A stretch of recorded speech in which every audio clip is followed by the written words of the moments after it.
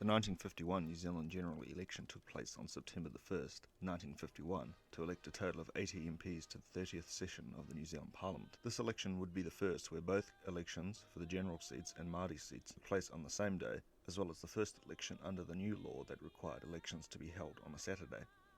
Following their election victory in 1949, Prime Minister Sid Holland and his national government set to work implementing the policies they campaigned on. The national government prioritised controlling inflation, which had been rising in the post-war economy. The government continued efforts to address housing shortages by promoting state housing programs that aimed to provide affordable housing to meet the demands of a growing population. National had inherited a state housing crisis. In 1950, the waiting list for state houses was 45,000, and a total of 30,000 homes had been built.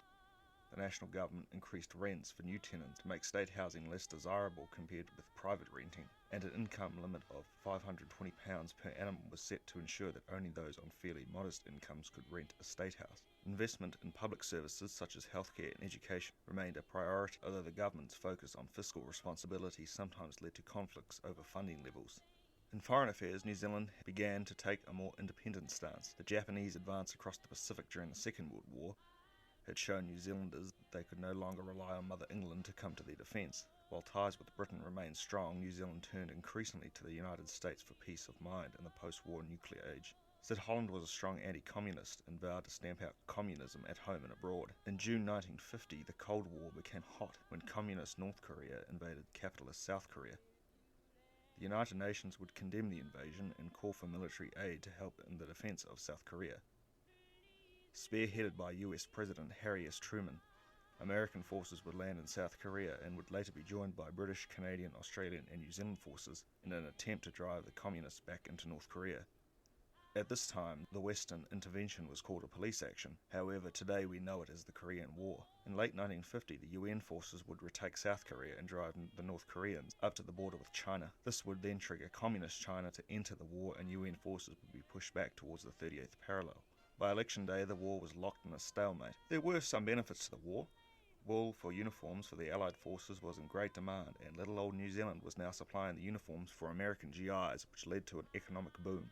With the threat of communism in the Asia-Pacific region high, New Zealand would enter into several strategic partnerships with its allies to combat communism. Notably, in 1951, New Zealand, along with Australia and the United States, signed the ANZUS Treaty. The Defence Pact aimed to ensure mutual security in the Pacific region. The opposition Labour Party, still bruised following their defeat, were struggling to win back support. Many of the social and economic problems the country faced were blamed on Labour, and voters seemed pretty happy with Sid Holland. Labour was still led by former Prime Minister Peter Fraser, but not for long, as in December 1950 he would be dead, following a long battle with a lengthy illness. The two main candidates to replace Fraser were former Minister of Finance and Deputy Labour leader Walter Nash, and former Health Minister and Labour Party President Arnold Nordmeyer. Nash and Nordmeyer represented different factions of the Labour Party, Nash the more moderate and Nordmeyer the more radical. Both men were considered bitter rivals from the late 1930s, when Nordmeyer was a supporter of Maverick MP John A. Lee, who was a fierce critic of Nash's economic policies. There was a great controversy around this leadership election. Nash was fearful he would lose, and as acting leader, he deliberately brought forward the leadership election to just before the by-election for Fraser's seat of Brooklyn. The Brooklyn by-election was to be contested by Arnold Nordmeyer, who had lost his seat in the 1949 election, and thus Nordmeyer was unable to contest the leadership, as only elected members of the caucus were eligible to stand. Thus, Walter Nash was elected leader unopposed. Speaking of labour pains, there was trouble brewing on the waterfronts. Waterfront workers, represented by the New Zealand Waterside Workers Union, demanded a substantial wage increase to keep up with the rising cost of living and inflation. The employers, backed by the government, refused to grant the increases. The broader industrial relations climate was tense, with increasing conflicts between labour unions and employers.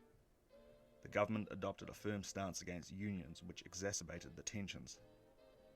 The strike began on February 15, 1951, when waterside workers walked off the job and employers rejected their wage demands. Holland condemned the strikes, calling the situation industrial anarchy. With ports being a vital artery to New Zealand's economy, the government declared a state of emergency, invoking the Public Safety Conservation Act.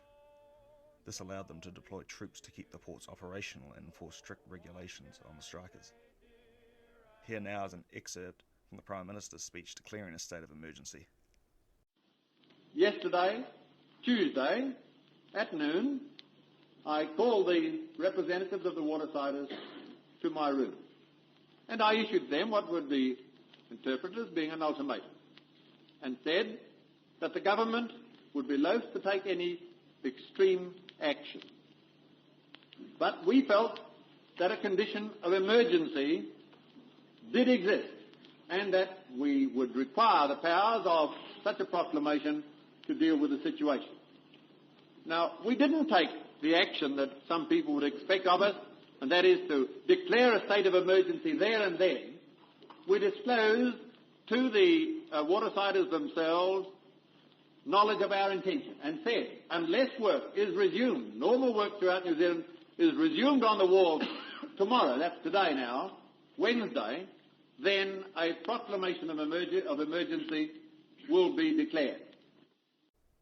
Emergency regulations enacted, including censorship of the press, restrictions on public meetings, and gave police sweeping powers with the ability to arrest and detain without trial, as well as making it illegal for anyone to help strikers or their families. Even giving food to the children was a prosecutable offence. With some families on the point of starvation, inevitably some of the wharfies broke ranks and returned to work. They were vilified for their actions and labelled scabs.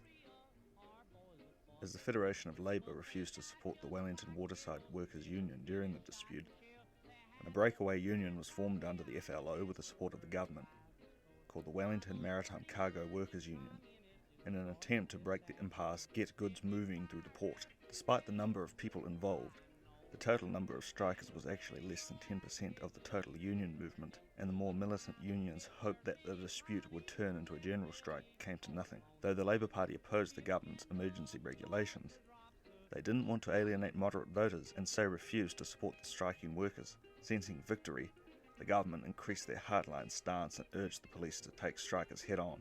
Though there were multiple skirmishes in Wellington, the most violent incident happened in Auckland on July 1st, 1951. When police battened charged a protest march on Queen Street. As increasing numbers of workers shifted over to the new unions, desperate for work and to feed their families, after a 5-month struggle on 15th of July 1951, the striking unions finally conceded defeat. Shortly after the dispute ended, Sid Holland called New Zealand's first ever snap election only 2 years into his 3-year term, hoping to give his government a mandate to react strongly against any further industrial action. By concentrating on militant unions, he also deflected attention away from rising inflation, which could have become an election issue had Parliament run into its full 3-year term. The campaign was said to be one of the dirtiest in New Zealand's electoral history, with suggestions being made that the new Labour leader Walter Nash might be a communist supporter. The Labour Party tried to walk a moderate line between striking workers, the establishment and the general public, but ended up displeasing all sides. Labour accused Holland of behaving like a dictator, but many voters felt Holland had acted properly in the crisis. And the winner was Sid Holland and the National Party in a crushing landslide, winning by a 20-seat margin, a substantial improvement on the 12-seat margin it previously held. National won 50 seats, a gain of 4 and 54% of the vote. Just like he crushed the Waterside strike, Sid Holland crushed the Labour Party. Walter Nash and Labour would lose 4 seats to hold 30 and would win only 46% of the vote. While looking at these numbers today, Labour's defeat doesn't seem that bad. However, at the time, many pundits felt the Labour Party may never come back from this result. Fun fact, this election was the last time a party would receive more than half of the vote in a general election, and would take another 69 years for that to happen again. Also, very few today realise New Zealand's Parliament had an upper house. Prior to 1951, New Zealand's Parliament consisted of a lower house, the elected House of Representatives, and the upper house of the Legislative Council. The members of the Council were appointed for renewable 7-year terms. The major role was to amend or reject bills that had been passed by the House of Representatives. As New Zealand's equivalent of the British House of Lords, the Council was intended to play an important oversight role, but in practice it had little to do. Once governments appointed its members, the Council had little independence. If it proved troublesome, the government of the day could simply appoint new members who supported its policies. The big showdown came in 1891, when the Conservative Council obstructed the radical policies of the new Liberal government. An attempt to stack the council backfired initially when the governor refused to support the nominees. His superiors in London finally ordered him to cooperate. From then on, the council existed mainly to reward members of the House for loyal service. In 1947, then opposition leader Sidney Holland introduced a bill to abolish the council, which is widely seen as no longer serving any useful purpose. This bill was defeated in the House. However, when National won the 1949 election on a platform which included abolition of the council, during 1950 Holland appointed 29 new members, restoring it to its full strength of 53.